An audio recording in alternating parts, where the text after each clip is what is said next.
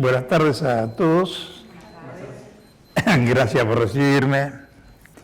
Y disculpas porque tengo un problemita de disfonía. Pero bueno, con un poquito de esfuerzo lo vamos a sacar adelante. Primero quiero decirles quién soy. Yo soy José Parada, es mi nombre. Soy un veterano medio atípico, porque soy extranjero yo. Yo soy nacido en España. Vine de muy chiquito acá a la Argentina y, bueno, por distintas razones o situaciones, me tocó participar en el conflicto, como tripulante de un buque mercante, tripulado por marino mercante. Eso ustedes ya lo deben saber porque ha estado Martínez, lo habrá explicado. Así que redundar mucho en eso no. Pero me gustaría hacer algunas cosas, decir algunas cosas que a lo mejor ustedes no conocen. En primer lugar, no era el único extranjero que había en ese buque. Y nosotros estábamos en condiciones irregulares, porque hay una convención, que es la Convención de Ginebra, que dice que si alguno de los participantes en el conflicto no pertenece a ninguno de los dos países en pugna, puede ser considerado un mercenario y está sujeto a ser fusilado, aunque sea civil. Obviamente que ninguno de nosotros pensó en eso. Pero importante es saberlo por el valor que representa, no lo que yo hice, sino lo que hicieron muchos extranjeros que participaron del conflicto. Eso en primer lugar. Y después quiero decirles algo que muy poco se habrá comentado. Siempre se dice que Argentina recuperó las islas, con todo derecho, por supuesto, en un acto bélico. Yo les quiero decir que el primer acto bélico no lo realizó Argentina. El primer acto bélico lo produjo Gran Bretaña. ¿Cuál fue? Antes del 2 de abril. Haber puesto prisioneros a los operarios que fueron a desarmar las bases balleneras en las Georgias. ¿Y qué va a hacer un país si le toman prisioneros a un montón de civiles? Obviamente tratar de defenderlos. Pero ese no fue solamente el origen del conflicto. Hubo otras cosas que a lo mejor ustedes no las conocen. Yo se las voy a explicar brevemente. En diplomacia hay algo que se llama el principio de Stoppel. El principio de Stoppel dice que cuando hay dos países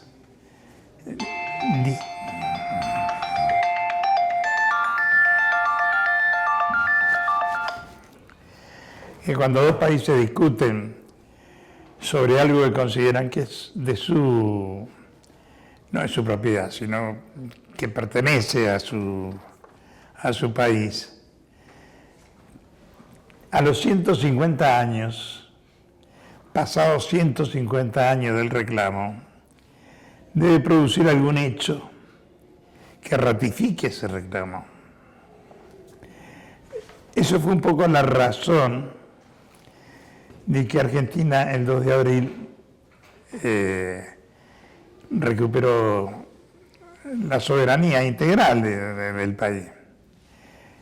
Bueno, después se tejieron muchos del general Borracho y toda esa historia que a nosotros no estamos en esa situación, porque como yo siempre digo, ningún veterano de guerra fue a dar la vida por Galtieri ni por nadie en Malvinas. Los que fuimos convencidos de que íbamos a defender algo que nos habían inculcado del colegio.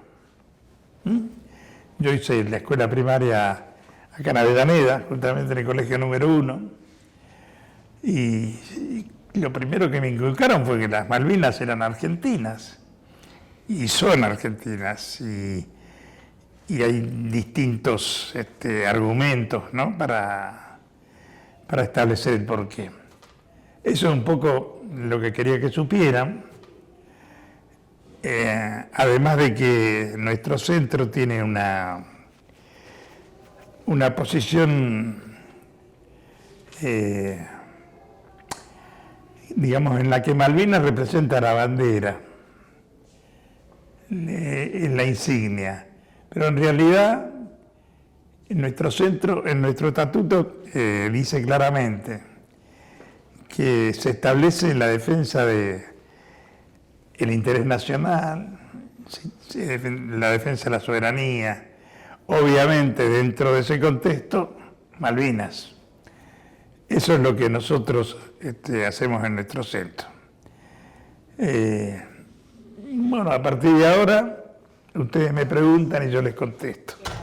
Todo lo que ustedes quieran. ¿Bien? Mi nombre es Daniela. Háblame fuerte, eso sí. Mi nombre es Daniela.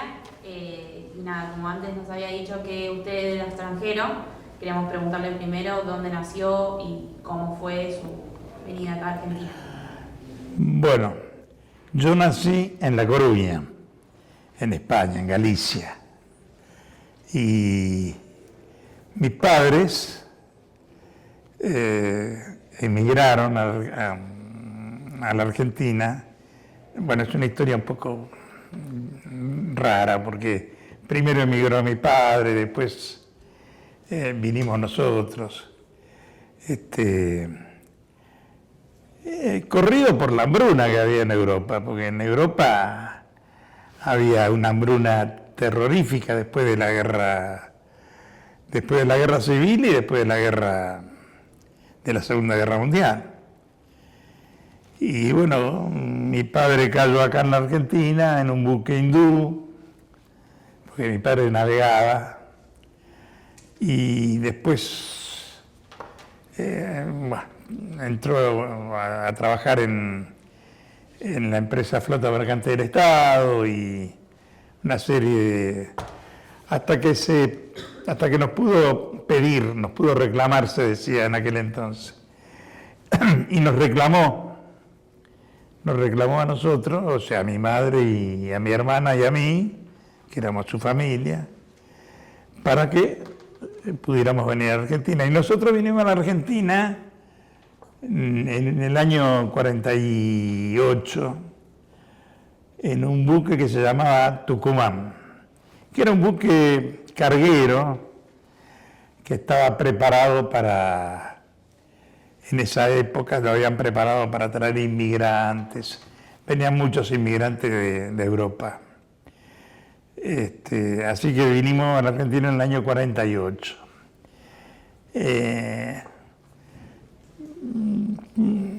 Mi padre murió en el año 58, muy joven, muy joven. Y a mí la guerra de Malvinas me marcó porque de alguna manera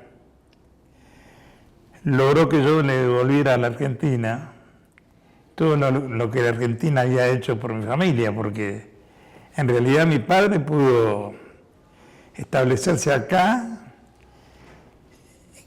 criarnos a nosotros y bueno, hacer una vida acá en la Argentina. Y la hizo porque la Argentina le dio la oportunidad. Y él nunca tuvo oportunidad de devolvérselo eso a la Argentina. Murió muy joven. Entonces a mí, cuando se produjo el hecho de Malvinas, es como que la cabeza me hizo un clic. Dije, bueno, yo ahora le voy a poder devolver a la Argentina lo que la Argentina hizo por nosotros. La Argentina nos dio educación, nos permitió trabajar, formar una familia después. Y a mí me parece, eso lo tengo absolutamente incorporado. Es una marca de origen. Y como siempre estuve ligado al tema Malvinas por distintas razones. Yo soy secretario del centro hace 15 años. Trabajamos con muchas cosas, con gente enferma, con alcohólicos, drogadictos, producto de su situación, de su pasado, ¿no? Y tratamos de mejorar todo eso. Así que bueno, un poco es eso lo que nosotros hacemos. Ustedes pregunten, otra más, lo que ustedes quieran, ¿eh? Bueno, ¿cuáles eran tus intereses o pasatiempos, actividades favoritas antes de ir a la guerra? Fuerte, decime, porque estoy... ¿Cuáles eran tus pasatiempos o tus intereses antes de ir a la guerra? Antes de la guerra de Malvinas, bueno, mis intereses. Yo cuando fui a la guerra de Malvinas ya era un hombre, tenía 37 años, tenía hijos, tenía mujer y hijos. Nada, mis intereses eran criar a mi familia. Y basado en el ejemplo que me dejó mi padre, ¿no? Tratar de hacer algo positivo con ella, que mis hijos fueran útiles a la sociedad. Y bueno, nada en especial, lo que un hombre común suele hacer en su vida, ¿no? No tenía intereses ni políticos, políticos sí, porque todos los hechos de la vida son políticos, pero no tenía intereses políticos partidarios. Así que, bueno, esa era mi vida, hasta que Malvinas la transformó. Malvinas la transformó, la dio vuelta. Y en tu llegada acá a Argentina, más o menos, ¿cuántos años tenías? ¿Cuántos años tenía yo? Sí. Y tenía 4 años. 4 años. Y en esa edad, más o menos, ¿qué querías, qué pensabas vos en qué podías hacer cuando seas grande? Bueno, mira, vos sabés que yo me crié acá en Avellaneda. Yo me crié en Entrevías, en Sarmiento y Vicente López, hasta el año 57. Por eso estudiaba, por eso hice la primaria en la escuela número 1. Y no, mi ambición era, en mi familia hay 4 generaciones de marinos y mi misión era ser la 5ª generación de marinos. Bueno, para eso trabajé y eso hice. El que rompió la tradición ahora fue mi hijo, que no tiene nada que ver con eso, pero eso quería yo, seguir la tradición de mi familia. Sin pensar, nadie piensa equivocado, ¿no? Equivocado. Nadie piensa que en la vida se pueden producir hechos como el de Malvinas. Pero a cualquiera de nosotros le puede pasar, a cualquiera de ustedes, el día de mañana. Básicamente en la actualidad el mundo está sentado en un barril de pólvora y cualquier chispa lo hace explotar. Si no, fíjense lo que está pasando en Ucrania, ¿no? Y en Europa, en Medio Oriente, en fin. La Argentina no está fuera de eso. Le puede ocurrir tranquilamente, porque lamentablemente la Argentina es un país rico. Y a veces eso siempre es una suerte, pero a veces es una desgracia. ¿Por qué? Porque eso, digamos que lo ambiciona todos. Todo el mundo quiere los recursos naturales. Argentina tiene de todo. Créanme, chicos, yo he recorrido medio mundo y yo les puedo garantizar que hay países ricos en el mundo, ninguna duda, pero como Argentina, considerando la cantidad la relación de habitantes-territorio, no existe, no existe. Argentina es un país riquísimo. Bueno, solo falta que tengamos la suerte de que los dirigentes sepan cuidar los recursos naturales, no regalarlos, ¿no? Porque, y si no, va a tener un gravísimo problema. Además, ustedes piensen que la Argentina tiene un recurso que en muy pocos países del mundo existen, que es el acuífero guaraní, el agua potable. En el mundo no existe eso. Hay países en el mundo donde hay horarios para utilizar agua potable, hay horarios para bañarse, para limpiar las veredas, para todo eso que nos beneficia también nos perjudica, porque está todo el mundo pendiente. Fíjate ahora con el litio. El litio es, digamos que es el oro, el petróleo del futuro. Y encima tenemos la desgracia de descubrir yacimientos como Vaca Muerta y bueno, y todo eso, como te digo, nos da mucha satisfacción y temor. Y bueno, volviendo a esto que hablabas de tu anhelo por ser la cuarta generación de marino. Quinta, perdón. ¿Qué te llevó a comenzar a navegar o a qué edad empezaste? ¿Qué me llevó a qué decís? Perdón, discúlpame, pero yo estoy sordo, difónico, las tengo todas. En tu anhelo por ser la quinta generación, ¿qué te llevó a llegar a navegar? ¿Por qué la quinta generación? Y porque en mi familia, yo no sé si alguno de ustedes vio una serie española que se llama Vivir sin permiso. Una serie que está muy de moda ahora, en Netflix y demás. Y de alguna manera está basado en hechos reales. En mi familia mi familia nació en una isla que se llama Sálvora, que está en una ría, en las Rías Bajas Gallegas. Yo nací ahí.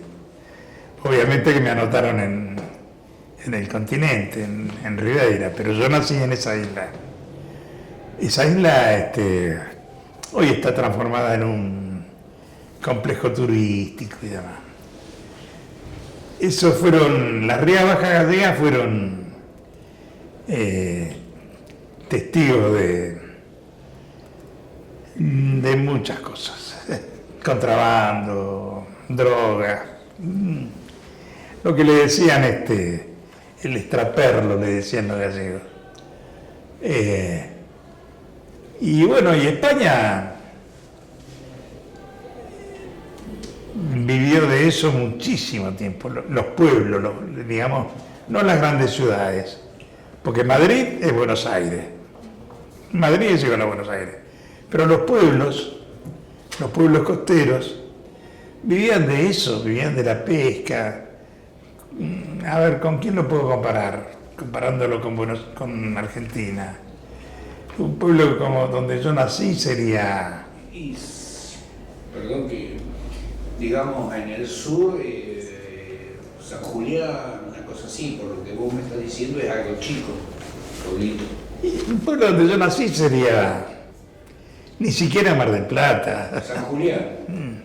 más o menos. Sí, ponele San Bernardo, La Lucila, Ahí yo lo voy a- pueblito así, con un muellecito ahí para que traigan los barcos. Rawson en el sur,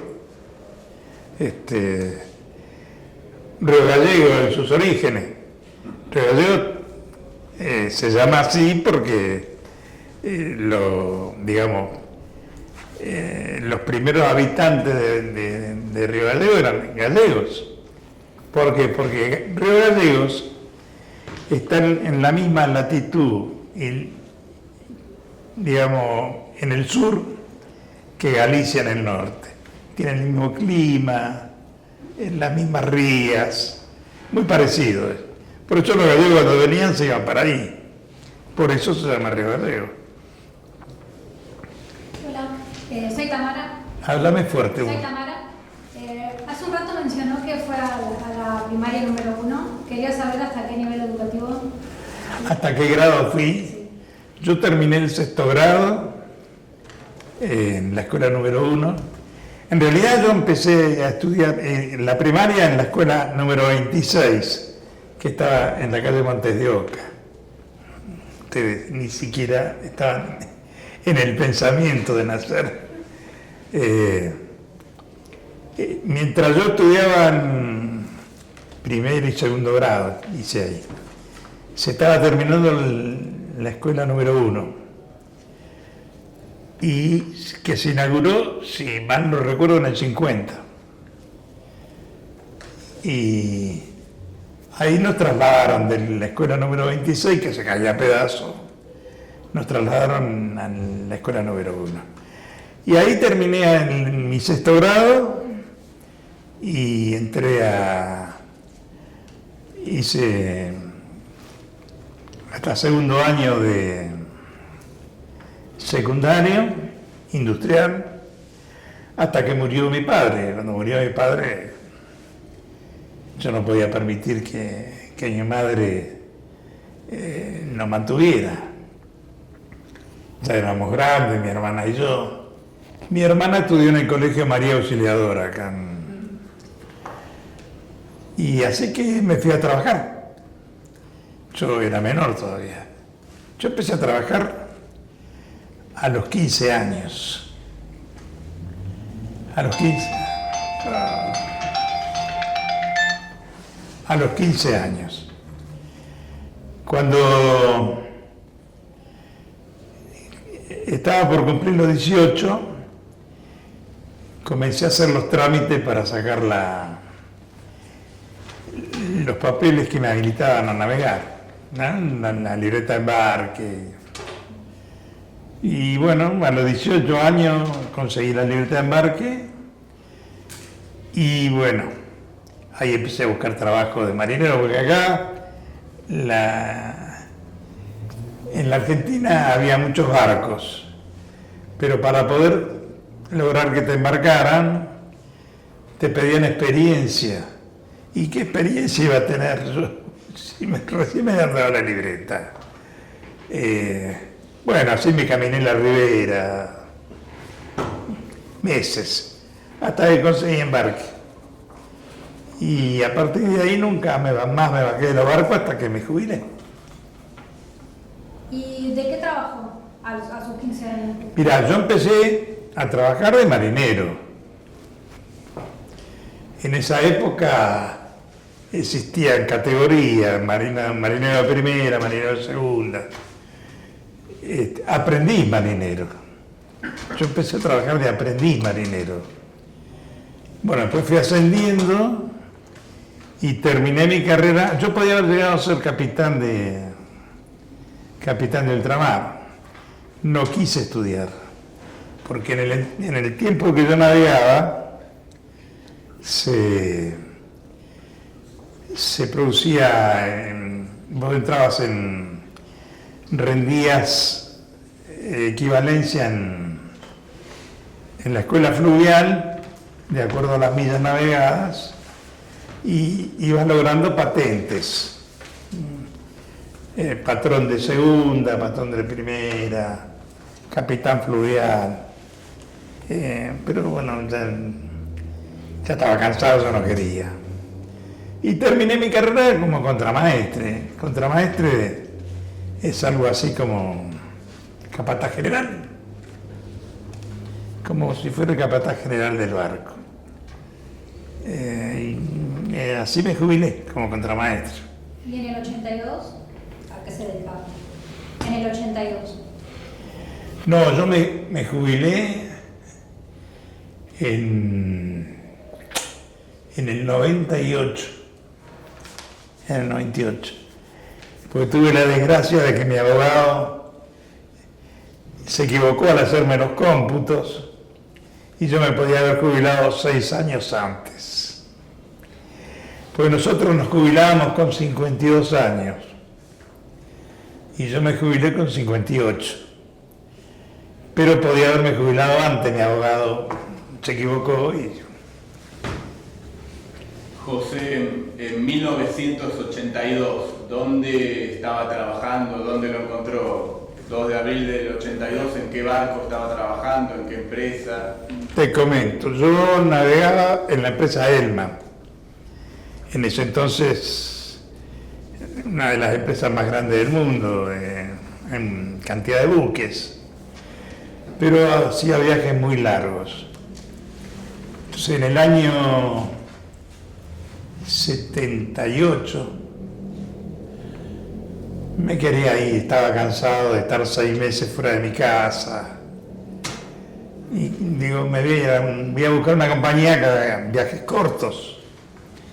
Y bueno, encuentro esta compañía, que en realidad no era una compañía, era una empresa que se llamaba Transportes Navales, que se llama porque todavía existe, que tenía unos barcos que hacían viajes de carga, de fomento a los puertos del sur. Nadie quería ir.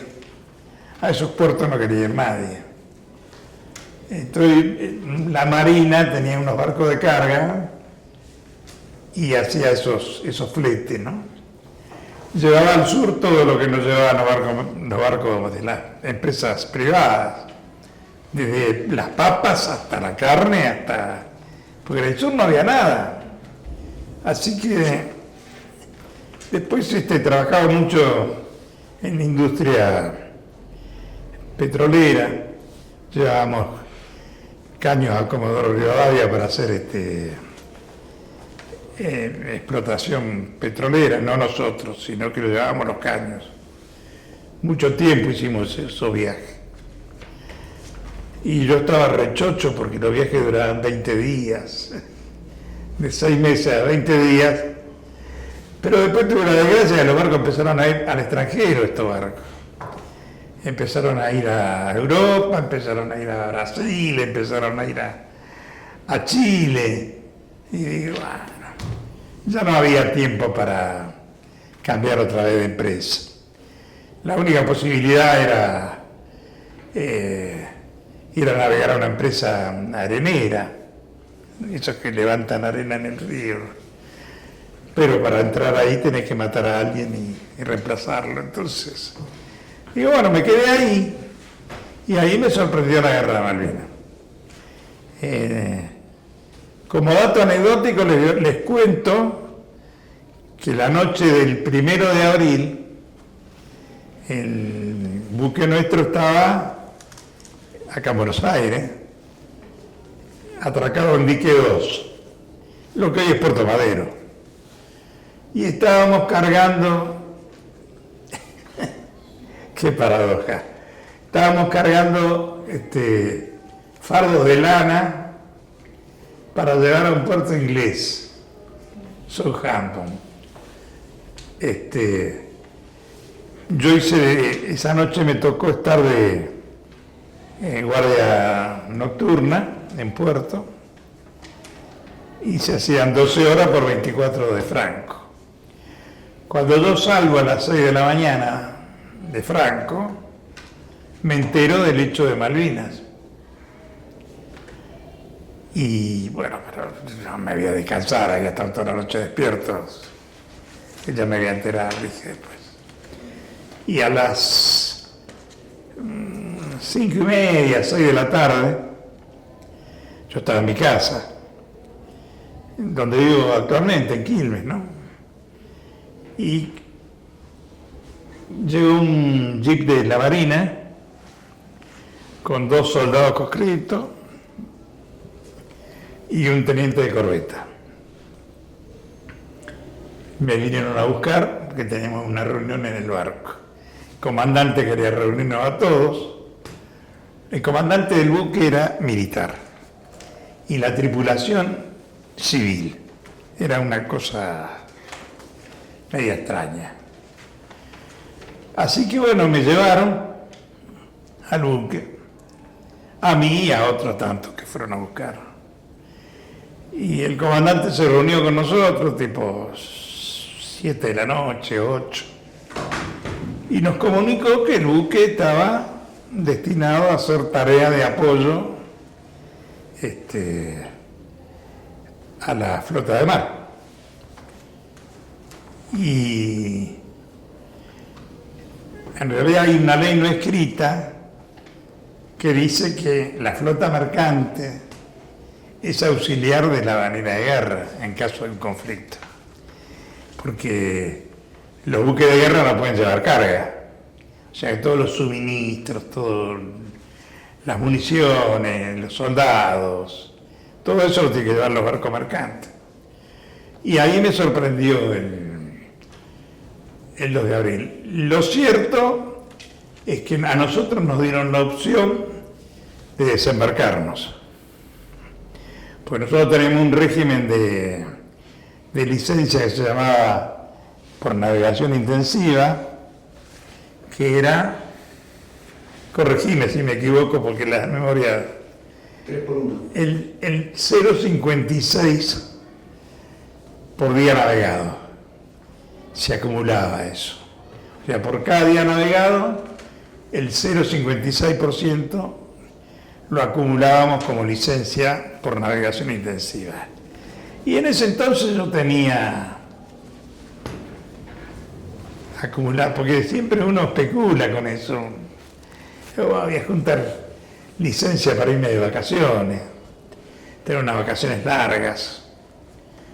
En ese entonces yo tenía 3 meses de licencia acumulada, por lo cual me podía quedar tranquilamente. Entonces el comandante nos dijo, bueno, el que se quiera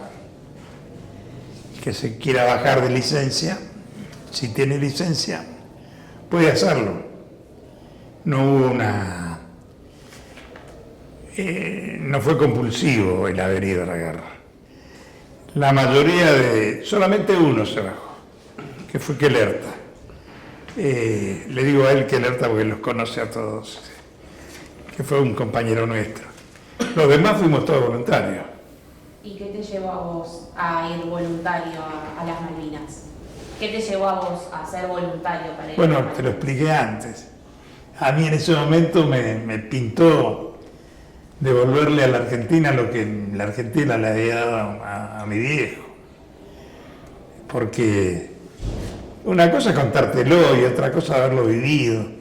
El desarraigo del inmigrante es es algo que no se puede explicar. Yo no conocía a mis abuelos, o no los recuerdo. Mis abuelos se murieron estando... Mi abuelo se murió de tristeza, porque yo era su mascota. Me trajeron para la Argentina y él quedó allá. Y el desarraigo es muy... Hay que pasarlo para entenderlo. Hay unas películas que se llama Vientos de Agua que habla de eso, pero todo está basado en hechos reales. ¿Recuerdas cuál fue el procedimiento después de la convocatoria? ¿Recuerda cuál fue el procedimiento después de la convocatoria? ¿Cómo fue él? El procedimiento después de la convocatoria. No, si no me da la favor. Si no me da la fuerte no te escucho. ¿Qué procedimientos siguieron después de recibir la convocatoria en el buque?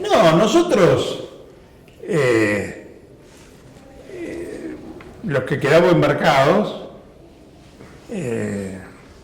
procedimos, nos descargaron porque estábamos cargando carga para Gran Bretaña, descargamos el buque, que eso nos llevó hasta el 4 de abril, quedó el buque vacío y nos mandaron a Mar del Plata, vacíos.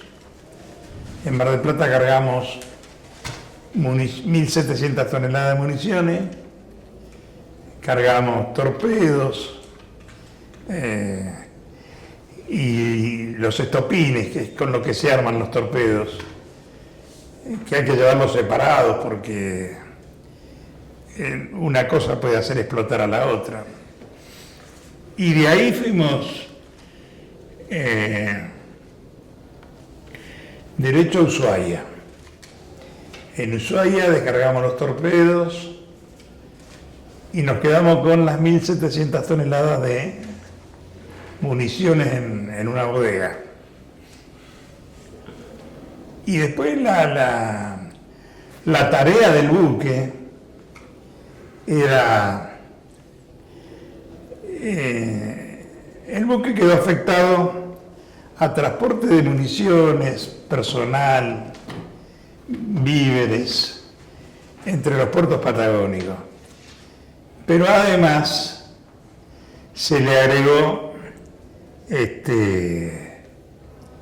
el tema de la búsqueda y rescate. Y además inteligencia. Pues nosotros hacíamos inteligencia. Que ahora les voy a explicar un poco lo que pasaba. Nosotros navegábamos permanentemente.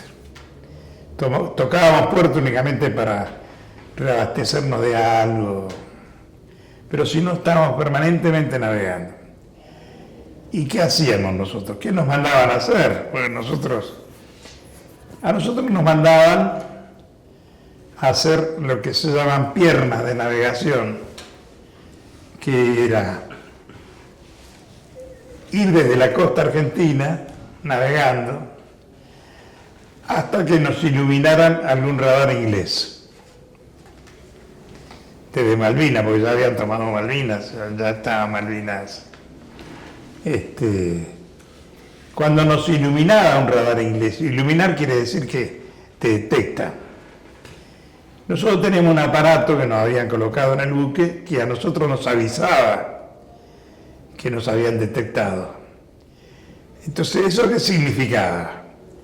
Significaba que los ingleses tenían que movilizar toda su alerta temprana, hacían despegar sus helicópteros, sus aviones, tenían que salir sus barcos porque tenían un objetivo que habían detectado, que iba en dirección a Malvinas. Cuando nosotros, una vez que nos habían detectado y nosotros descubríamos que nos habían iluminado, pegábamos la vuelta y nos íbamos para el continente. Pero ya ellos habían tenido que movilizar todo su tema de defensa. Y eso servía para varias cosas. Eso servía primero para hacerlos estar permanentemente activos. Y segundo porque eso permitía también la distracción de las fuerzas de ellos para que la aviación argentina entrara por distintos lugares, ¿no? Así que un hecho que les quiero contar es que el buque más próximo, cuando hundieron el Belgrano, además de los dos destructores que tenía como escolta, el buque más próximo éramos nosotros. Estábamos a 2 horas de navegación y nos mandaron al rescate. Vino la orden de ir al rescate. Pero no sé si ustedes conocen la isla de los Estados. Es una isla que está enfrente de Tierra del Fuego, la que forma el estrecho de Lemer.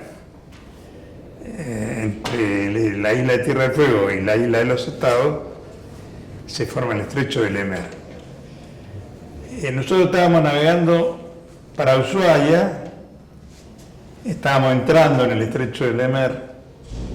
Es una zona muy inhóspita, con mucho temporal, mucho mal tiempo. Y vino la orden de ir a rescatar a Belgrano. Entonces el comandante dio la vuelta para ir por el este de la isla de los Estados. La isla de los Estados es una isla angosta y larga. Entonces dio la vuelta para ir por el este, y el Belgrano lo habían hundido acá. Entonces íbamos a rescatar a los náufragos. En la punta de la isla, cuando íbamos a poner rumbo a donde habían hundido al Belgrano, vino la orden de regresar a Tierra del Fuego, a Ushuaia. Porque nosotros teníamos 1.700 toneladas de combustible, de explosivo, y el submarino estaba operando, y ellos sabían, nos podían tirar en cualquier momento. Imagínate, 1.700 toneladas de municiones, para ellos hubiera sido un logro evitar que llegara a la Fuerza Argentina. Así que nos hicieron pegar la vuelta, y tuvimos la desgracia de ver al otro día en Ushuaia el desembarco de los náufragos de Belgrano, que fue incontable. No se puede contar. ¿Cuál y cómo fue tu primer contacto con los británicos? El contacto con los británicos. Nosotros durante la guerra no tuvimos contacto con los británicos, porque no era era un buque mercante, no teníamos ni una gomera, no teníamos nada nosotros.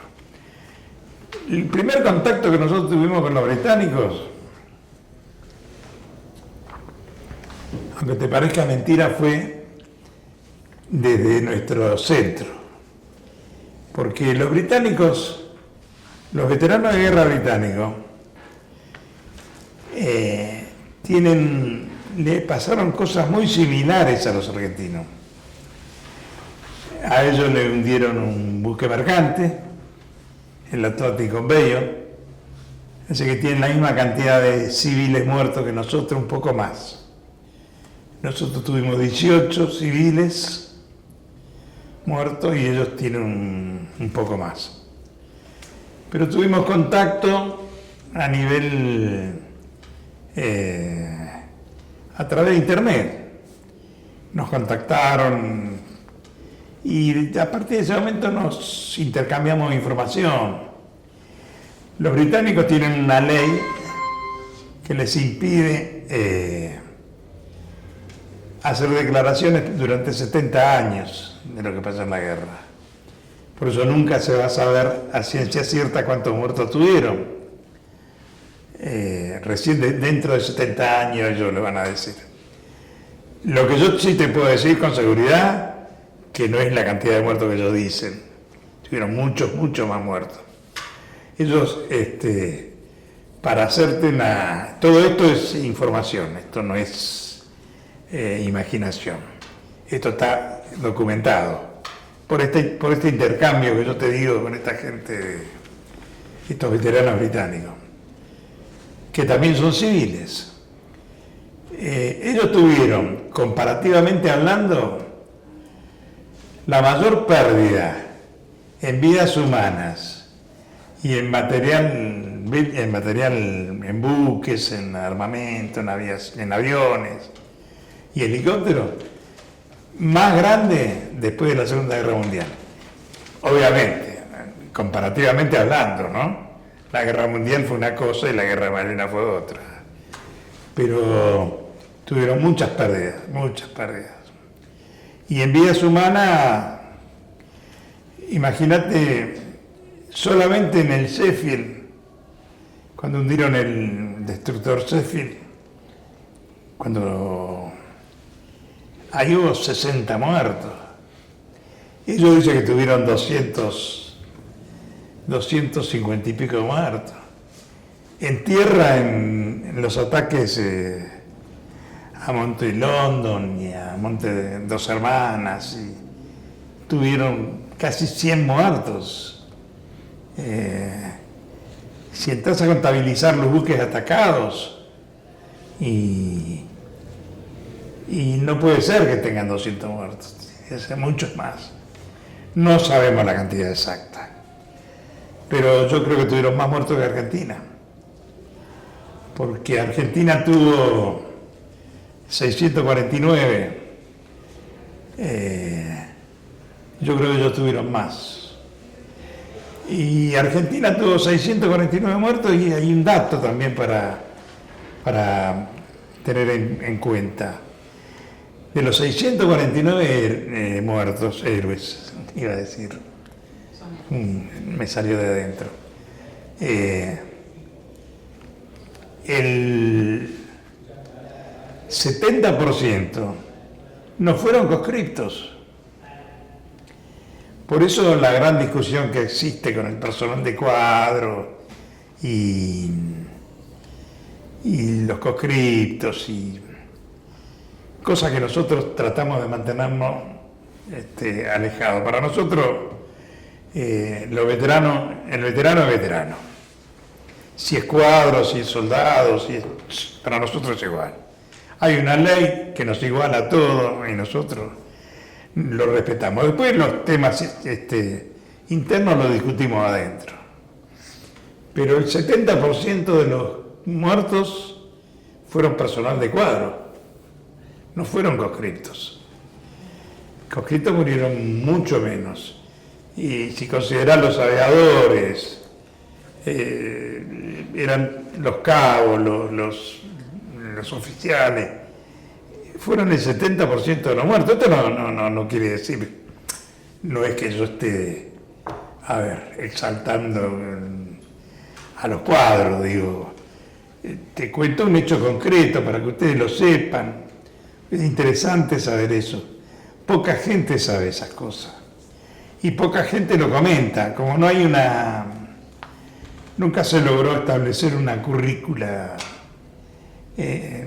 digamos, desde el Estado hacia los colegios. No se pueden contar estas cosas porque no tenés oportunidad. Oportunidades como esta son pocas. Entonces, hay que decir, no anécdotas. Si vos querés anécdotas, que te cuenten los conscriptos, que estuvieron en la línea de fuego, seguramente ellos tendrán muchas anécdotas para contar. Pero a mí me interesa mucho más que se sepan los por qué. Y las cosas importantes que mucha gente desconoce. Hay mucha gente que desconoce que hubo civiles en la guerra y que hubo muertos civiles y muertos extranjeros. Hubo dos de los caídos en la guerra de Malvinas eran españoles. Y si hubieran encontrado alguno de los barcos nuestros, hubiéramos sido más extranjeros los muertos. ¿Y en algún momento sentiste el peligro de estar ahí o...? ¿Sabes que no? ¿Sabes que no te das cuenta? Después, pasado el tiempo, sí te das cuenta, pero en el momento yo no me daba cuenta. A pesar de que dormía vestido, con el salvavidas en la cintura, con la bolsita, con la ropa seca, porque uno no sabía en qué momento le podían... Después de que hundieron los barcos mercantes que hundieron, ahí nos dimos cuenta que los ingleses le pegaban a cualquiera. Para ellos, cualquier objetivo enemigo era importante. No era que ellos le importaban los barcos de guerra, no, ellos le tiraban a los barcos que tenían, que en realidad, en la guerra moderna, los barcos, los buques importantes son los buques de suministro, porque los barcos de guerra no llevan carga. Así que si a vos no te llega la comida, no te llegan las municiones, no te llegan los soldados, ¿y cómo hacer la guerra? Sobre todo una guerra como la de Malvinas, que fue una guerra, no fue una guerra terrestre, fue una guerra insular. Malvinas está en el medio del Atlántico y tenés que llegar a Malvinas. Tenés que tener los medios para llegar, si no, nadando no van a ir los soldados. Así que, bueno, no sé, pregúntenme ustedes lo que quieran. Buenas tardes, mi nombre es Daniel. Quería preguntarle, usted nos comentaba que no tenían armamento, como digamos era un buque mercante, y yo le quería preguntar, ante la eventualidad de un posible ataque, ¿había un protocolo a seguir para defenderse o estaban custodiados por buques de guerra? ¿Cómo era esa cuestión? Si nosotros teníamos un protocolo, no, nosotros, en primer lugar, nosotros no navegamos como navegaban los buques mercantes en la Segunda Guerra Mundial, que navegaban en convoy y eran custodiados por barcos de guerra. Nosotros nunca nos custodió nadie, nunca. Nosotros navegábamos solos,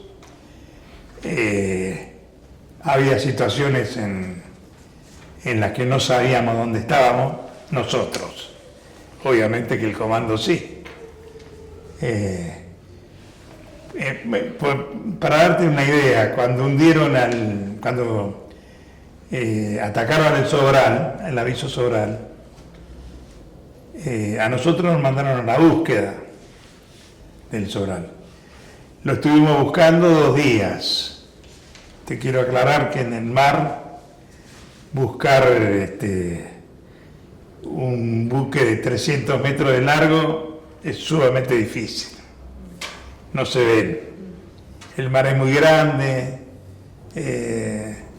Vos podés pasar al lado del buque y no lo ves, porque no es una cosa que está quieta como esto.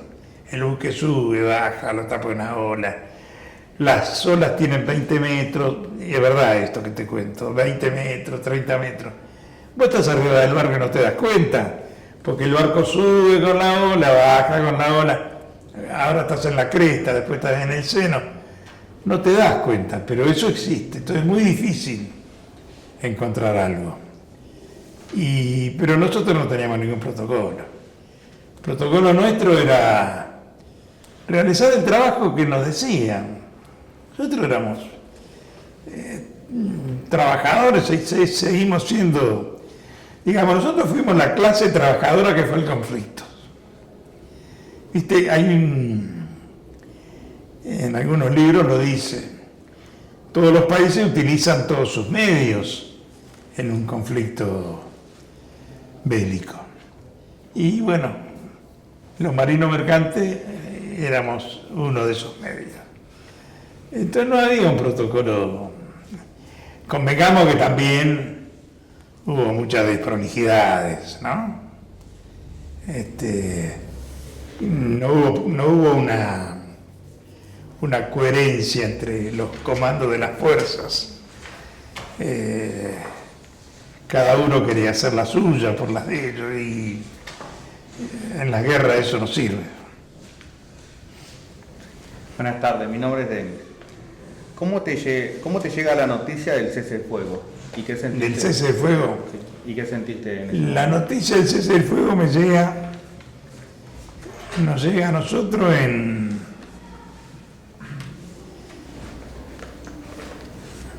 estábamos en Ushuaia. Mirá, habíamos ido a hacer un simulacro de desembarco, no de desembarco, un simulacro de abandono en un destructor no recuerdo el nombre ahora, que estaba ahí a popa nuestro. ¿En qué consistía? Había que tirarse arriba de la balsa salvavidas. Eso sí es un protocolo, pero eso lo hace. Si el barco se hunde en una tormenta, vos tenés que hacer eso. Tirar la balsa que se infle y tirarte arriba del techo. Tratar de no caer al agua, para no mojarte. El día anterior, al 14 de junio, fuimos a hacer ese simulacro de abandono. Y a la mañana siguiente, nosotros salíamos a navegar. Destino incierto. Nunca sabíamos a dónde íbamos. Eso se manejaba en el puente de mando. No venían y le decían a los marineros, ahora vamos a tal lado, ahora vamos a tal otro. No, nada. El barco salía y vos no sabías dónde ibas. Y a la mañana siguiente habían puesto la pizarra, se pone una pizarra, personal a bordo, 8 de la mañana, ponele, para que nadie pierda el barco. De todas maneras, en Ushuaia, en esa época no bajaba nadie, porque había mucho servicio de inteligencia británico, tenían miedo que te agarraran tomando una cerveza en un bar y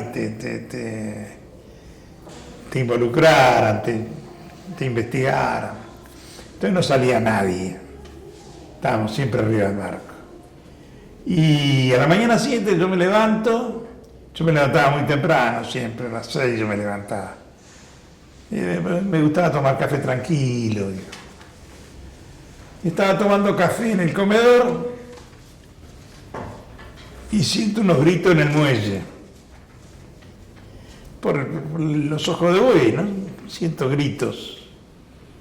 Entonces me asomo a la cubierta y veo gente abrazándose en el muelle, militares. Estaba la dotación de la lancha rápida, abrazándose en el muelle, a los gritos. Dije. Entonces le hago seña a uno que se acerque. ¿Qué pasa?, le pregunto. No, se terminó la guerra. Se firmó el cese de fuegos. O sea que me enteré en Ushuaia. Porque después nosotros no teníamos ningún tipo de información. Ningún tipo de información. Y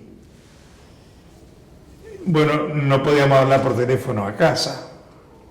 No existían los teléfonos celulares. Había que ir a la telefónica y hablar con la operadora. Y bueno, yo quisiera hablar por teléfono a mi casa. Hacía 60 y pico de días que no estaba en mi casa.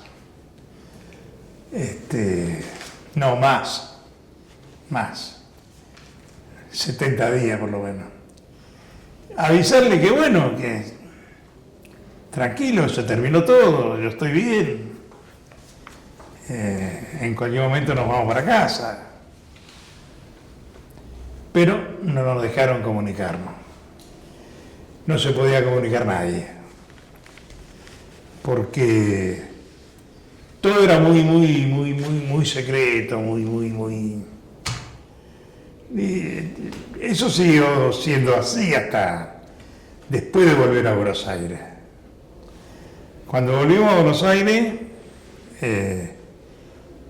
lo primero que hicieron fue sacarnos el documento habilitante para navegar. Nos sacaron el documento, vino el Servicio de Inteligencia Naval, se llevó los documentos y dijo, dentro de una semana nos vienen a retirar al edificio Libertad. Y de esto, nada con nadie. Y el que hablaba perdía su documento. No podía navegar más. Es como si vos trabajabas de taxista y te sacan el registro. Lo mismo, más o menos. Así que ahí me enteré, en Ushuaia. De esa manera. Todo de forma muy casual. Pero fue una experiencia, si no hubiera sido por los muertos y los compañeros muertos,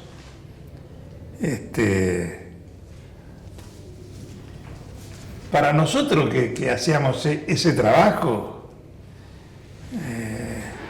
que estábamos dando vuelta por el mundo, y era una experiencia más. Después sí, después cuando vos empezás a recapacitar, yo tuve miedo después de la guerra. Después de la guerra me agarró miedo. Tenía miedo, si explotaba un cohete cerca, tenía miedo. Pero eso fue después de la guerra, cuando ya había vuelto a mi casa. Porque nosotros inmediatamente, desde que terminó la guerra, hicimos un viaje a Francia a buscar unos superestandar, unos aviones y unos misiles que habían quedado incautados. Inmediatamente, al mes. O sea, para nosotros la guerra terminó después de la vuelta del viaje a Francia, porque cuando volvimos de Francia, primero fuimos a Hamburgo, después fuimos a Alemania, después fuimos a Saint-Nazaire en Francia. Ahí cargamos los aviones y los misiles. Y nos enteramos en una radio portuguesa, escuchando radio, que había un submarino que nos seguía, inglés. Obviamente que nosotros no lo vimos nunca. Que esperaba órdenes para incautarnos la carga. Y nosotros en ese viaje habíamos llevado 3 buzos tácticos que tenían la orden después. Todo esto nos enteramos mucho tiempo después, de que si el submarino británico nos interceptaba y nos incautaba el cargamento, que eran los 5 aviones, los misiles y algunas otras cosas que traíamos, ellos tenían orden de no entregar la carga y hundir el barco. Obviamente que nos iban a hacer bajar los botes salvavidas. Y eso tenían esas cargas magnéticas que le ponen el casco. Pero esto nos enteramos mucho tiempo después nosotros. Cosas que nos enteramos, no solamente nos enteramos, sino al enterarnos nosotros investigábamos. Y primero averiguar, antes de decir nada, averiguábamos todo, porque nosotros imprimimos 2 libros en el centro nuestro, y que se vendieron las 2 ediciones, ¿no? Pero todo con hechos absolutamente comprobados, bien chequeados, bien. Y ahí contamos todo este tipo de cosas. ¿Cómo es el nombre de los libros? ¿Cómo se llaman? ¿Cómo se llaman los libros? ¿Cómo se llama el libro? Misión cumplida. Misión cumplida. ¿Vos no lo tenés? Creo que sí, que lo tengo. Teta Mansi se llama el autor. El autor Teta Mansi. Muñoz se llama. Ah, Muñoz, sí, Misión cumplida, Muñoz. Y el autor se llama Muñoz, porque tenía que ser un tipo que estuviera, como es que estuviera inscripto como. Claro. Y nos hicimos 2 ediciones. Y como nosotros, nuestro centro no puede vender nada, no puede. Es una institución absolutamente sin fines de lucro. Los libros los utilizábamos para difundir. Hicimos una edición de 500 y a cada lugar que íbamos obsequiábamos libros. Le obsequiamos un libro a cada socio. Nosotros tenemos 340 socios. Somos el único centro civil que tiene jurisdicción nacional, pues tenemos socios en todo el país. Tenemos socios en Salta, en Bariloche, en Mar del Plata, el único. Después los demás todos tienen jurisdicción provincial. Nosotros tenemos jurisdicción nacional. Todo esto hecho a pulmón, a hombro, trabajo, empeño, y convicción, porque estábamos convencidos que había que difundir. ¿Cómo no vas a difundir? ¿No le vas a decir a la gente que los civiles, que no fueron solamente los militares los que estuvieron en la guerra, que los civiles, que la clase trabajadora fue a la guerra y tuvo pérdida de vidas humanas? Eso tiene que hacerlo trascender. Hay, digamos, hubo, ya ahora no tanto, pero hubo un momento de que te ponían una especie de traba, no quería, la Armada no quería que supieran que había habido civiles en la guerra. Y después nos terminó dando la condecoración de operaciones en combate, una contradicción. Porque a nosotros nos dieron la misma medalla que le dieron a todos los veteranos, que es la medalla del Congreso, y la Armada, en particular, nos dio una medalla que es operaciones en combate, con lo cual está reconociendo ahí que hubo civiles. A partir de ahí ya cambió un poco la cosa, pero antes no quería saber nada. No sé, esas cosas que tiene, esas cosas raras que le pasa a la gente, ¿no? Porque piensan así. Así que bueno, chicos, no sé, pregunten por favor. ¿En qué año les dan la medalla de operaciones en combate? ¿En qué año nos dieron la?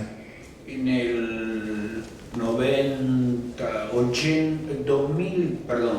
2000. No, nos dieron la medalla de operaciones en combate después del 2000. Claro, por eso te digo, porque primero nos habían dado un pergamino así y un botoncito así.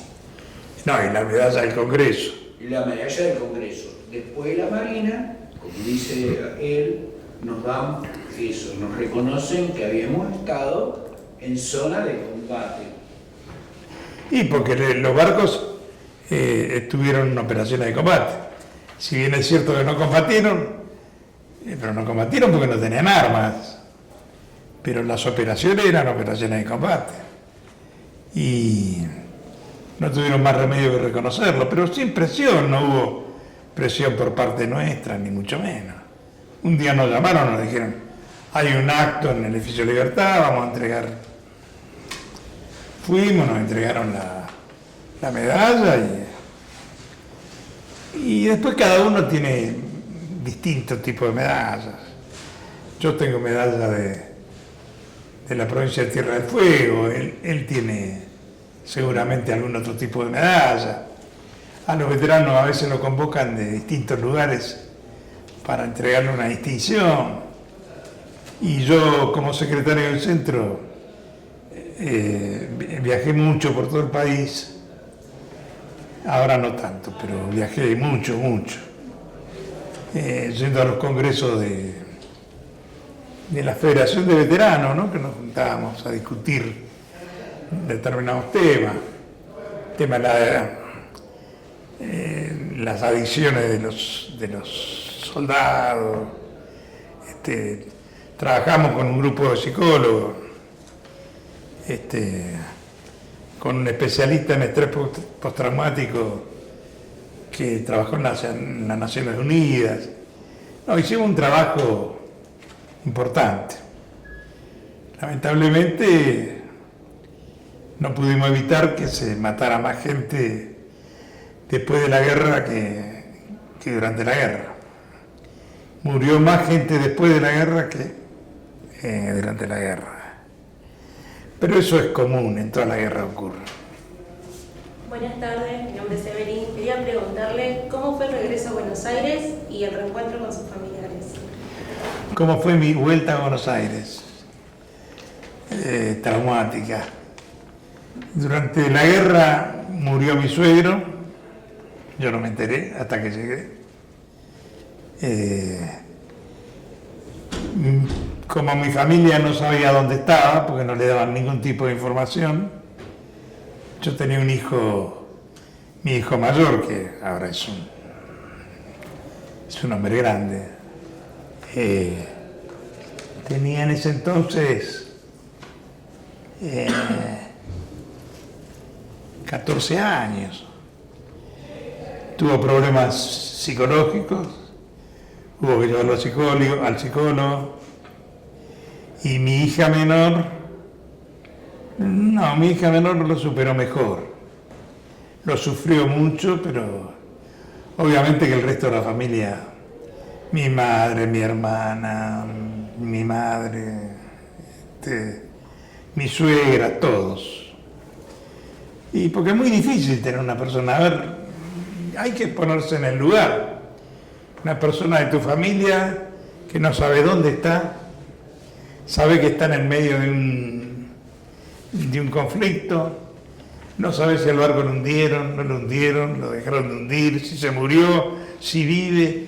Cuando preguntas te dicen que no te pueden dar información y es complicado. Supongo yo, uno se da cuenta, yo te digo, yo me di cuenta de todas estas cosas después de la guerra. Durante la guerra no, porque durante la guerra era algo que no... Muy curioso, muy curioso. Yo miedo tenía, como todos, pero ninguno, yo no vi ninguno que le hubiera ganado el pánico, no. Uno tenía miedo. A veces nos sobrevolaban aviones que no sabíamos qué eran, y como nosotros teníamos silencio de radio, no hablábamos con nadie. Y eran aviones argentinos que venían a ver dónde estábamos. Pero vos te pasó un avión por arriba y en medio de una guerra vos decís que no ve la banderita.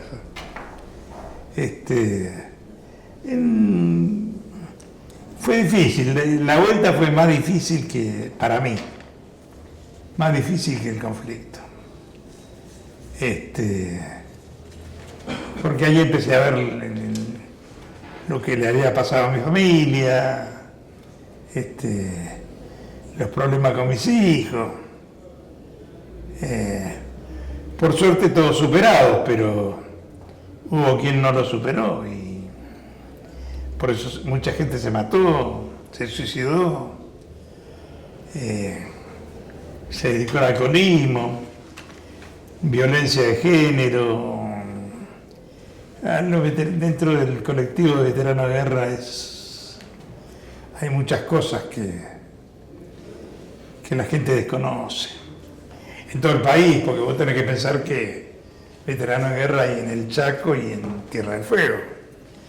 Y en todo el país pasan cosas distintas. Vas a ver veteranos de guerra, ningún veterano de guerra hoy tendría que estar en condiciones de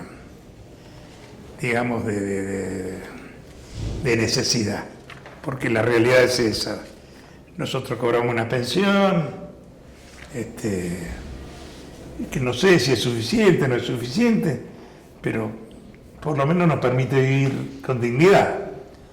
Y vos, veteranos de guerra que están tirados y están, vos lo vi, este hombre, y vos vas y averiguás y el tipo no cobra la pensión. Y le preguntás y te dice, y yo no sabía.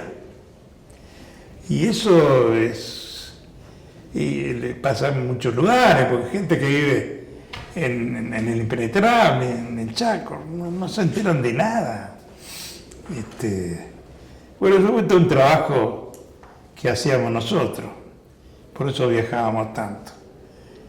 Tratábamos de rescatar lo más que podíamos, dentro de lo que se podía. Y hubo gente que no se podía rescatar. Pero por lo menos yo estoy satisfecho del trabajo que hice. Por lo cual no puedo quejarme. Sí, después del conflicto, ¿mantuviste algún tipo de vínculo con tus compañeros? Después del conflicto, ¿mantuviste algún tipo de vínculo con tus compañeros? ¿Por teléfono? Comunicación, o si tuviste alguna relación, si estuviste manteniendo contacto con... Permanente. Yo permanentemente tengo contacto con mis compañeros. Mis compañeros y con otra gente que no fueron compañeros míos. De hecho, gente acá de Avellaneda que trabajaba donde estaba el Palacio Municipal antes, la he conocido, he tenido charlas con ellos, permanentemente la sigo teniendo. Ahora estoy un poco limitado por esta enfermedad que me aqueja, ¿no? Que me estoy tratando. Pero sí, permanentemente yo tengo contacto. Y dentro de la asociación, ¿vos sentís que te falta cumplir alguna tarea más o algún deseo que quieras cumplir dentro de la asociación? Algo más que yo haga dentro de la agrupación. Y mira, yo dentro de la agrupación nuestra soy el secretario.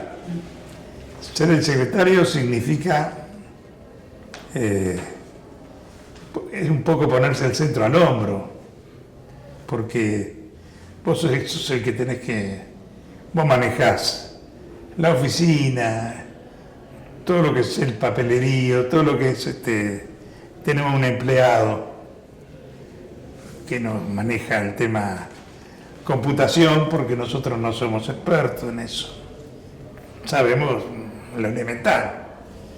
Y bueno, después todos nuestros compañeros, Roberto, miembro de la comisión directiva, nos reunimos los días miércoles y ahí vamos trazando la tarea a realizar, porque mañana tenemos un acto en el Tigre, es el día mañana es el día que se conmemora el fin de la guerra,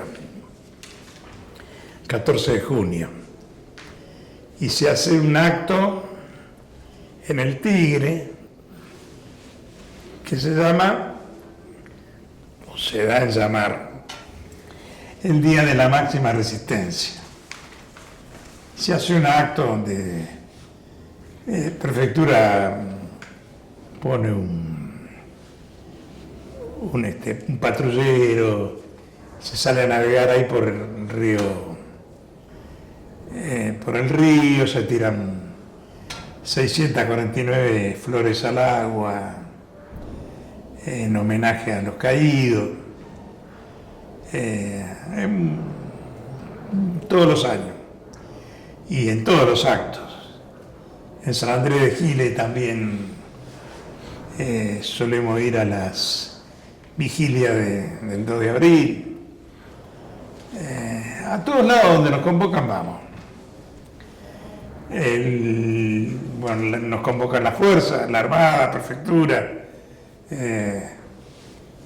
Apadrinamos un par de escuelas, 2 en Corrientes, 2 en Mar del Plata. Solemos comprarle útiles, colaboramos, en fin. No, es una tarea interesante la que hacemos. Por lo menos para mí es interesante. No es que estamos sentados en una silla y no hacemos nada, no, nos movemos mucho. ¿Y después de la guerra volviste a Malvinas? ¿Volverías? Yo, el día que no tenga que usar el pasaporte argentino, sí. El día que no tenga que visar mi pasaporte. Yo puedo ir a Malvinas, si quiero, pues yo tengo pasaporte comunitario. Yo no me hice ciudadano argentino. Yo soy ciudadano español todavía. Ahora me estoy haciendo ciudadano argentino, en este momento. ¿Y querés? ¿Eh? ¿Querés volver? Si quiero volver, sí. Sí, quiero. Pero no les voy a dar el gusto de que me visen el pasaporte. No les voy a dar ese gusto porque yo no voy a un territorio británico. Malvinas son argentinas. Si querés te digo todos los argumentos que hay, pero estamos toda la noche. Y no. Argumentos de todo tipo que ratifican que las Malvinas son argentinas. Incluso por extensión territorial. Malvinas es el emergente de la cordillera que está sumergida en el mar y emerge en dos lugares, no en dos, en más. Pero Malvinas es uno de ellos. Ese es un antecedente, forma parte del territorio argentino. Además, bueno, convengamos que los británicos están a 17.000 kilómetros de distancia de la Argentina. No están a 300 millas. Y después un hecho que es fundamental.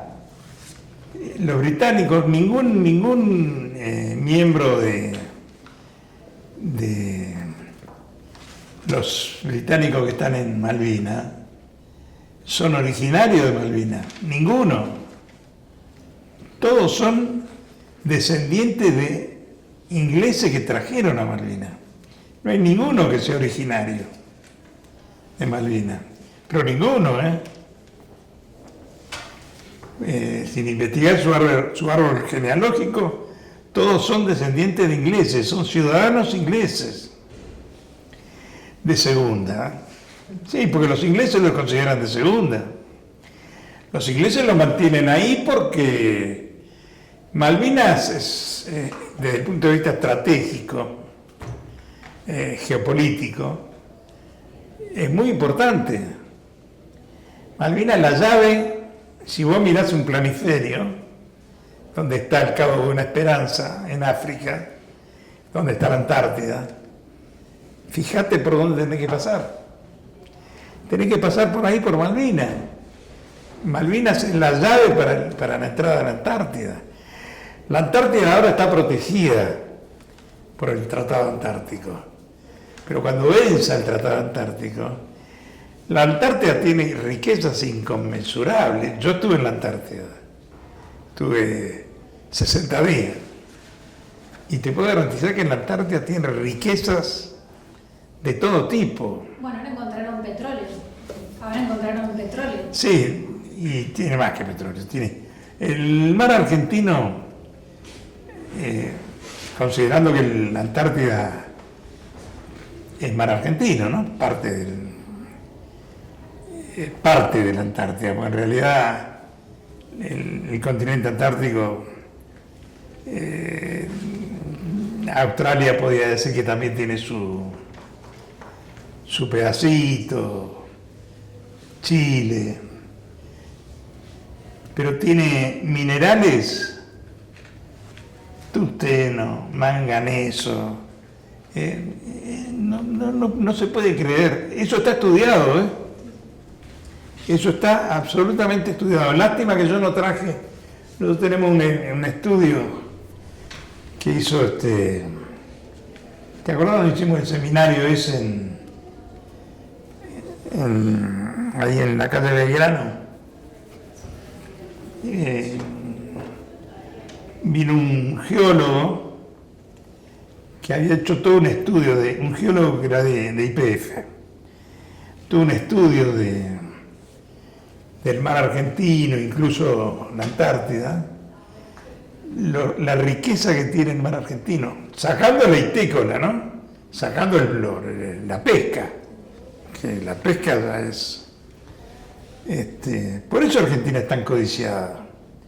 Es lamentable. Argentina tiene el problema que tiene Venezuela, por ejemplo. ¿Por qué? Porque Venezuela es rica en petróleo. No la van a dejar libre nunca. Y Argentina es rica en un montón de cosas. Y básicamente el agua que es, digamos,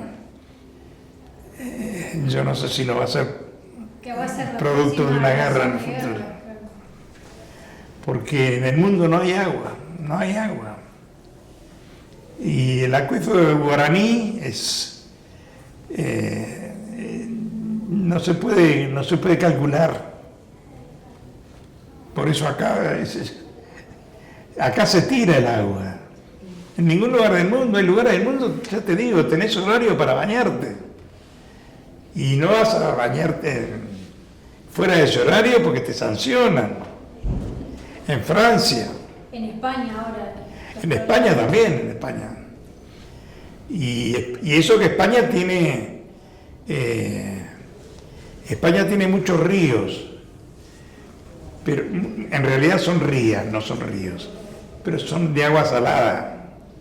Entonces, agua dulce tiene muy poca. Sí, vi que están estudiando para que hacen el agua salada y no sé con qué química. Ah, y existe transformar agua salada en agua dulce. Nosotros en el barco teníamos, pero en cantidades muy chicas. Y es muy difícil de hacer, porque si no, imagínate que los árabes, con toda la plata que tienen, lo hubieran hecho, ¿no? Es difícil de sacarle la dureza al agua salada. Lo que no implica que en el futuro se pueda hacer.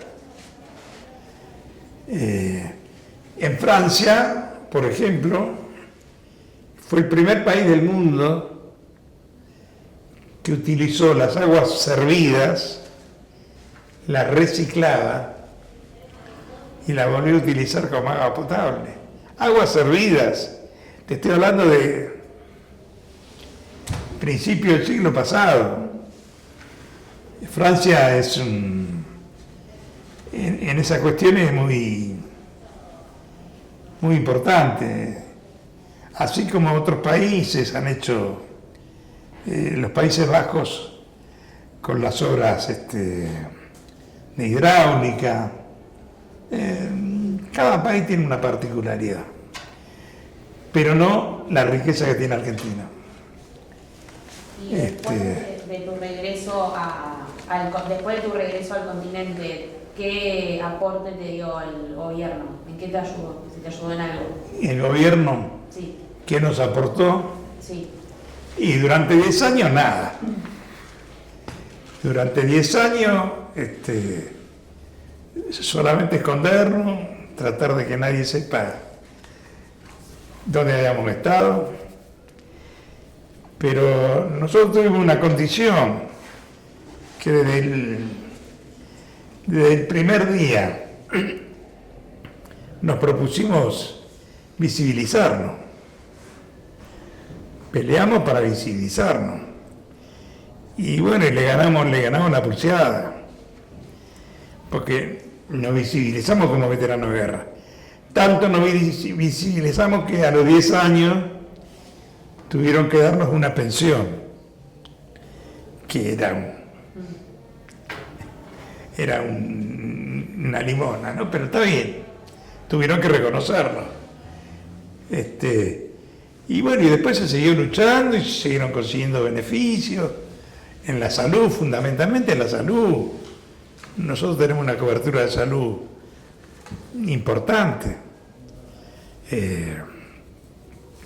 Nosotros pertenecemos a PAMI, pero pertenecemos a PAMI con otra cápita. No somos PAMI jubilados, somos PAMI veteranos. Tenemos otro tipo de credencial, otro tipo de beneficio, no sé, sería el nombre, de prestaciones. Lo que está mal, porque el resto de los jubilados también deberían tenerla. Pero bueno, no soy yo el que elijo eso. No tengo muchos remedios gratis. Yo si tuviera que pagar los remedios que estoy tomando, me gastaría 100.000 pesos por mes. Porque son todos remedios respiratorios, son carísimos todos. Hay aerosoles que cuestan 30.000 pesos. Y a mí me lo dan todo gratis. A los jubilados deberían hacer lo mismo, pero lamentablemente no lo hacen. Y bueno, y toda la lucha que seguimos haciendo, pues nosotros seguimos peleando permanentemente por mejorarle la calidad de vida al veterano de guerra. Porque la Argentina, a ver, si ustedes consideran que la guerra de Malvinas fue el acto o la acción más importante del siglo pasado en cuanto a soberanía, piensen, ¿qué otra cosa hubo antes que Malvinas? La vuelta obligado. ¿Y qué paradoja? ¿Quiénes combatieron en la vuelta obligado? Marinos mercantes. Eran marinos mercantes, los que pusieron las cadenas, eran marinos mercantes. O sea que la marina mercante ya está involucrada en la defensa de la soberanía argentina desde la época de las colonias. Porque en la época de las colonias, se creó el Tercio de Gallegos, que se creó en una institución que todavía existe, que eran estudiantes de la Escuela de Náutica Manuel Belgrano, que se incorporaron a luchar por la soberanía. Con el Tercio de Gallegos, luchando primero contra los ingleses y después contra los españoles. ¡Qué paradoja! Pero eso es así es este país. Así es este país. No hay que olvidarse de esas cosas, pues hechos que son sumamente importantes. Pensar en que Malvinas fue el hecho soberano más importante del siglo pasado. No hubo otro. Y bueno, ojalá que haya otro, pero sin derramamiento de sangre, obviamente, ¿no? En el futuro. Así que hay muchísimas cosas por decir de Malvinas. Yo les podía contar tantas cosas, pero se nos va el día. Así que no sé, alguna cosa puntual que quieran saber, me la preguntan, yo tengo respuesta para todo. Después de tu experiencia como navegante durante el conflicto, ¿cómo influyó ese periodo de tu carrera como navegante? ¿Cómo influyó en mi carrera? Sí, después del conflicto. No, yo seguí siendo... Mira, el marino mercante tiene una condición. No cualquiera es marino mercante, porque como no cualquiera es aviador, ni cualquiera es albañil. No, todo tiene que tener una condición para eso. Y mi condición era ser marino mercante.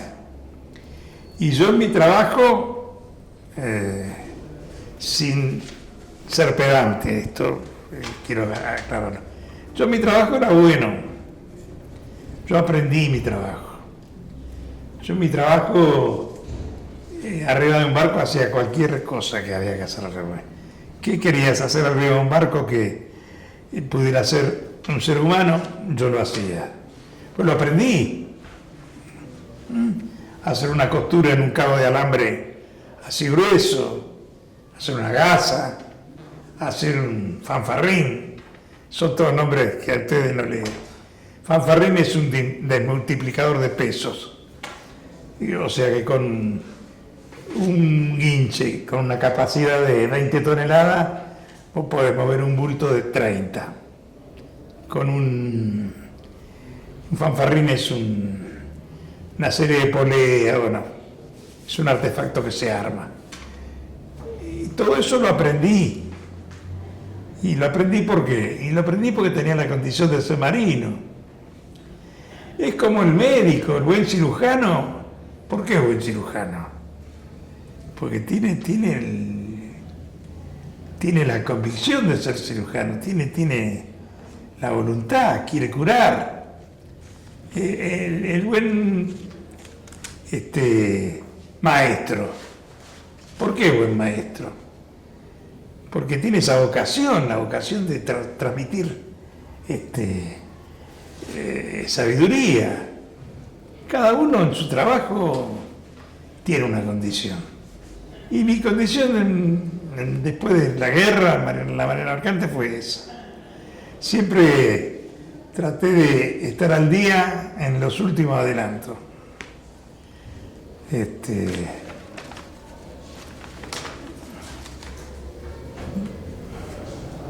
perdón, pensé que no sé si te quedó algo que te hubiera gustado decir o que nunca te preguntaron. ¿Algo que me hubiera gustado decir? Sí, sabemos que no es la... No porque lo voy a decir, que estoy agradecido que nos hayan recibido. Eso me gustaría decirlo. Y una cosa que a mí me causa mucha satisfacción, que los jóvenes se interesen por todas estas cosas, porque estos son hechos que se pueden volver a producir, y son ustedes los que tienen que salir a poner el pecho mañana, de la manera que sea, enseñando, peleando. En la historia argentina hubo mujeres importantes, ¿no? Y es una satisfacción que los jóvenes se interesen por estas cosas. Por eso siempre estamos luchando nosotros porque desde el Estado se baje una currícula oficial hacia los institutos de enseñanza, hablando del tema no de Malvinas, porque Malvinas, si querés, es un símbolo, porque Malvinas representa lo que nosotros fuimos a defender, bueno, pero en realidad es un símbolo. Malvinas simboliza la soberanía del país. No te olvides que Argentina tiene más de la mitad de su país en manos extranjeras, tanto en la parte continental como en la parte insular. Es complicada la Argentina para recuperar. Eso es como tener gente extraña en el patio de tu casa. Tenés la mitad de la Patagonia está en manos extranjeras. Y nosotros no estamos de acuerdo con eso, la verdad.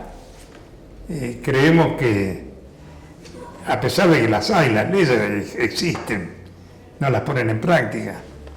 Creemos que no se le puede vender indiscriminadamente tierras a un inglés que con Inglaterra tenemos una hipótesis de conflicto, porque la hipótesis de conflicto existe, aunque no sea más que eso, una hipótesis. Y tenés un inglés que tiene un aeropuerto grande, con una pista grande como la de Aeroparque, donde aterrizan y salen aviones sin control de nadie, nadie sabe qué llevan, qué traen, a dónde van. Bien podría pensar, y bueno, vienen de Inglaterra, aterrizan ahí, de van a Malvinas a llevar armas, qué sé yo, no sé. Porque no te olvides que Malvinas hoy se transformó en una de las bases más importantes de la OTAN en el hemisferio sur. No en la más importante. El poderío militar que tiene Malvinas en el sur impresiona. Por eso, pero bueno, eso tiene que ver con lo geopolítico, con cosas que a nosotros nos interesa porque tiene que ver con la soberanía, pero al resto de la población le tendría que interesar porque Malvinas en algún momento se la van a devolver con un moñito rosa a la Argentina, en algún momento, no sé cuándo será, pero en algún momento, porque en realidad a los ingleses Malvinas les representa un gasto, que hoy lo aguantan porque les interesa geopolíticamente, pero va a llegar un momento que no les va a interesar más. Cuando está depredando la pesca en Malvinas, en los mares alrededor de Malvinas, en cualquier momento se quedan sin pescado. Y entonces, ¿qué van a vender? ¿Petróleo? No están en condiciones de sacar petróleo en Malvinas. Aparte no es comercialmente apto. No hay un vaca muerta en Malvinas. Y se van a quedar sin riqueza. Lo único que les va a quedar son las ovejas. Pero la van a tratar de mantener porque ya te digo, esa es la llave de entrada a la Antártida. Y si la situación en el mundo cambiara, ellos son los que van a decir, vos entrás y vos no entrás. Por eso la base que tienen ahí. Pero bueno, la única lucha que se pierde es la que se abandona. Y nosotros no vamos a abandonar. Imagínate que yo voy a cumplir 80 años y estoy todavía en la trinchera. En esta trinchera estamos todavía. Y vamos a seguir estando hasta que nos dé la salud. Y yo te diría que gracias a esto yo superé muchas cosas en mi vida.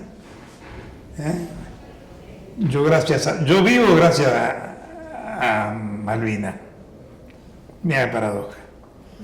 Porque a mí el centro me salvó la vida. Cuando murió mi mujer, yo iba todos los días al centro. Y tenía la cabeza ocupada con estas cosas. Y eso me ayudó a elaborar mi duelo. Y aprender cosas que después me sirvieron. A mí y a mis compañeros. Así que yo estoy muy satisfecho. Si ustedes quieren saber, yo estoy muy satisfecho de mi labor, muy orgulloso, aunque parezca una tontería, pero muy orgulloso y muy satisfecho. Y cuando tengo este tipo de charlas con gente joven, me incentivo. Así que les agradezco que nos hayan recibido. ¿Está bien? Gracias a usted por responder. No, para nosotros es un placer esto. Poder transmitir un poco de lo que uno siente, porque es difícil, ¿viste? La gente está ocupada por otras cosas, con razón, ¿no? ¿Cuánto cuesta la manzana, la lechuga? Tiene razón, pero hay cosas que... la vida no es sentarse en la mesa y comer. La vida es un todo, ¿no? Un cúmulo de cosas, es un combo de cosas. Y yo quiero estar en ese combo. A mí no me interesa comer y nada más. Me interesa poder transmitir cosas. Si lo logro, bien. Y si no, por lo menos lo intenté. Así que nada, eso. Quiero agradecerles la atención y la gentileza que han tenido. ¿Está bien? Nosotros a usted, gracias por responder. Así que me disculpen. No. Bueno, en otro momento estaré con la voz más nítida, pero esta enfermedad me tiene complicado. Así que bueno, chicos, no sé si ustedes tienen algo más. Lo que necesiten, lo que quieran. ¿Alguna pregunta que le haya gustado que le hagamos y quizás nos por esto? ¿Alguna pregunta que le hubiese gustado que le hiciéramos y quizás quizás la pasamos por alto. Que no porque yo considero que ustedes hacen las preguntas que a ustedes les interesan. No soy yo el que tengo que pensar en qué pregunta me gustaría que me hicieran. Son ustedes. Ustedes son los que tienen que interesarse. Y las preguntas que me hicieron fueron todas muy buenas preguntas. Y ojalá que las respuestas les haya servido, les hayan entendido algo de lo que les quise explicar. Así que no tengo más que agradecerles.